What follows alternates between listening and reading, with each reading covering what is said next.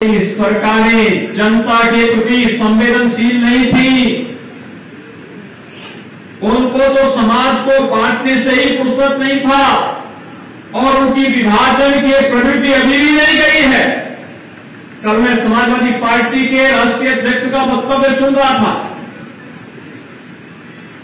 वह देश तोड़ जिन्ना से इस राष्ट्र को जोड़ने वाले सरदार वल्लभ भाई पटेल की तुलना कर रहे थे। भाइयों बहनों, ये वक्तव्य अत्यंत शर्मनाक है। सरदार वल्लभ भाई पटेल भारत की एकता और अखंडता के आधार हैं, उसके शिल्पी हैं और वर्तमान में प्रधानमंत्री मोदी जी के नेतृत्व में एक भारत श्रेष्ठ भारत की परिकल्पना को साकार करने का कार्य किया जा रहा है। लेकिन आजाद भारत को एक भारत के रूप में रखने, अखंड भारत के रूप में वर्तमान भारत को रखने का श्रेय अगर किसी को जाता है तो वह सरदार वल्लभ भाई पटेल को जाता है, जो पूरा देश लौह पुरुष के रूप में मानता है। लेकिन कब उनका वह विभाजनकारी मानसिकता एक बार फिर से सामने आ गई, जब उन्होंने सरदार पटेल को जिन्ना के समकक्ष रख करके देश तोड़ जिन्ना को महिमामंडित करने का प्रयास किया है। मुझे लगता है भारत की जनता इस विभाजनकारी मानसिकता को कभी स्वीकार नहीं करेगी, उत्तर प्रदेश की जनता को हरगिज स्वीकार नहीं करेगी। ये तालिबानी मानसिकता है जो हमेशा तोड़ने में विश्वास करता है। पहले सामाजिक तालिबानों को जाति के नाम पर और तमाम अन्य बातों के आधार पर तोड़ने की प्रवृत्ति, और जब अपने मंसूबों पर सफल नहीं हो रहे हैं तो महापुरुषों पर लांछन लगा करके पूरे के पूरे समाज को अपमानित करने का प्रयास हो रहा है। इस दुष्प्रवृत्ति को कतई स्वीकार नहीं किया जा सकता है और पूरे समाज को और पूरे प्रदेश को इसकी निंदा करनी चाहिए। समाजवादी पार्टी के राष्ट्रीय अध्यक्ष को अपने कृत्य के लिए प्रदेश की जनता से माफी मांगनी चाहिए, देश की जनता से माफी मांगनी चाहिए कि भारत की अखंडता के शिल्पी सरदार वल्लभ भाई पटेल का यह अपमान देश कभी स्वीकार नहीं कर सकता। उनका यह वक्तव्य इसलिए आया है क्योंकि विभाजन की उनकी प्रवृत्ति हमेशा रही है। वे चाहते ही नहीं थे किसी गरीब को मकान मिले, किसी गरीब को शौचालय मिले, किसी गरीब को रसोई गैस का कनेक्शन मिले, किसी गरीब को बिजली का कनेक्शन मिले, किसी गरीब को 5 लाख रुपए की सहायता स्वास्थ्य के लिए बीमा कवर मिले। और भाइयों बहनों, आपने देखा होगा कोरोना काल घटे के दौरान ये सभी नेता कोरोना के दौरान, सपा हो, कांग्रेस हो, बसपा हो, ये सभी लोग कोरोना के दौरान होम आइसोलेशन में थे, घर से बाहर नहीं निकले थे। गरीब जनता के पास जाने की बात तो दूर, अपने स्वयं के पदाधिकारियों के घर में भी नहीं गए। और जब उनके नेता स्वयं होम आइसोलेशन में थे तो उनके पदाधिकारी और उनके कार्यकर्ता भी होम आइसोलेशन में पड़े हुए थे।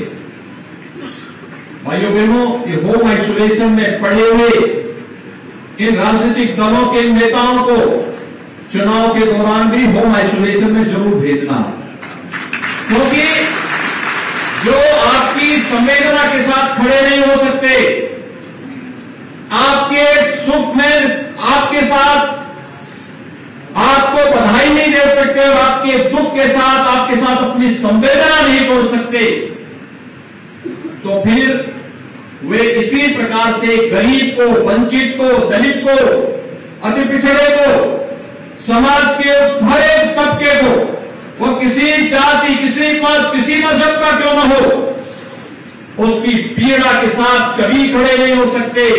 और ये होंगे भी कैसे? क्योंकि इनकी प्रवृत्ति तो हमेशा गरीबों की संपत्ति को और व्यापारियों की संपत्ति को हड़पने की रही है। इनको पीड़ा इस बात के लिए नहीं होती थी कि किसी गरीब की संपत्ति को कोई माफिया कैसे हड़प रहा है। इनको पीड़ा तब होती है जब प्रदेश सरकार किसी माफिया के द्वारा हड़पी गई जमीन पर बुलडोजर चलाने का कार्य करती है, तब इन नेताओं को बुरा लगता है। लेकिन भाइयों बहनों, 2017 के बाद प्रदेश सरकार ने अपराध और अपराधियों के प्रति जीरो टॉलरेंस की नीति के साथ कार्य करना प्रारंभ किया।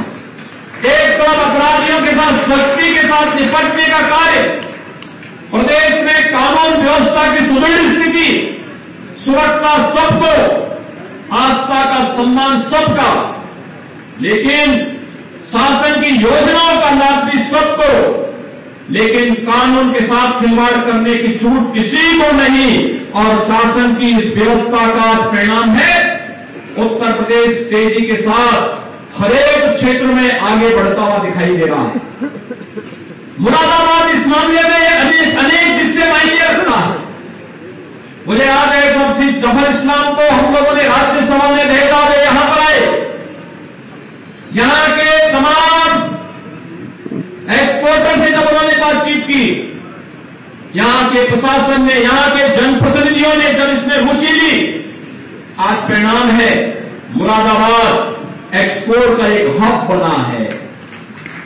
यहां का प्राइस आइकन आज देश और दुनिया के अंदर उसकी एक नई पहचान है।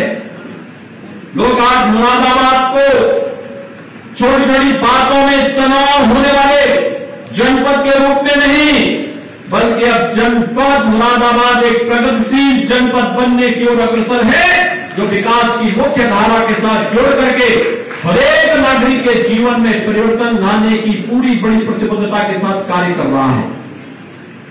भाइयों बहनों, हमें विकास को एक महत्वपूर्ण विकल्प के रूप में जनता के सामने प्रस्तुत करना होगा और जनता को भी ये मानना पड़ेगा कि विकास से ही उनके जीवन में परिवर्तन आने वाला है। ये विभाजन की रेखाएं खींचने वाले लोग आपका कल्याण नहीं कर पाएंगे। अपने परिवार के हितों के लिए सब कुछ करने वाले, प्रदेश के संसाधनों में लूट मचाने वाले लोग प्रदेश का हित नहीं कर पाएंगे, जनता जनार्दन के का हित नहीं कर पाएंगे। और इसीलिए आज जब मैं यहां पर आया था प्रातःकालीन सत्र में, आपने देखा होगा 72 पुलिस अधिकारियों का सफल प्रशिक्षण के बाद हम लोगों ने उन्हें डिप्टी एसपी के रूप में नियुक्ति अभी दी है। थोड़ी देर पहले उनको नियुक्ति भी प्रदान कर दी गई है। ये 72 पुलिस अधिकारी उत्तर प्रदेश पुलिस में जाकर के अलग अलग स्थानों पर प्रदेश के अंदर कानून व्यवस्था और सुरक्षा का एक बेहतर वातावरण बनाने में अपना योगदान देंगे। तो दूसरे कार्यक्रम में मुझे आना पड़ा है। दीपावली के ठीक पहले इतने बड़े पैमाने पर यहां पर आवास योजना का लाभ उपलब्ध करवाने का एक कार्यक्रम अत्यंत अभिनंदनीय कार्यक्रम है और मैं इसके लिए आप सबका अभिनंदन करता हूं, आपको बधाई देता हूं। भाइयों बहनों, आप अनुमान कर सकते हैं 43 लाख परिवारों को आवास पहले भी मिल सकता था, पिछली सरकारों ने नहीं दिया, लेकिन हमें जैसे ही मिला। आखिर ये 43 लाख आवास प्रदेश के अंदर किसी न किसी गरीब को, किसी न किसी वंचित को तो मिले होंगे। ये आवास पहले क्यों नहीं मिले? ग्रामीण क्षेत्र में 1,20,000 रुपए, सामान्य जनपदों में 1,30,000 रुपए, नक्सल प्रभावित जनपदों में 12,000 रुपए शौचालय के लिए अलग से और 90 दिन की मनरेगा की मजदूरी के बराबर राशि भी उस परिवार को उपलब्ध करवाई जाती है। लगभग 1.5 लाख के आसपास ये राशि पड़ जाती है। और इसी प्रकार से शहरी क्षेत्र में प्रधानमंत्री आवास योजना के अंतर्गत जिन लोगों के शहरी क्षेत्र में आवास बन रहे हैं, जो स्वयं अपना आवास बना रहा है, सरकार उसे 2.5 लाख रुपए दे रही है।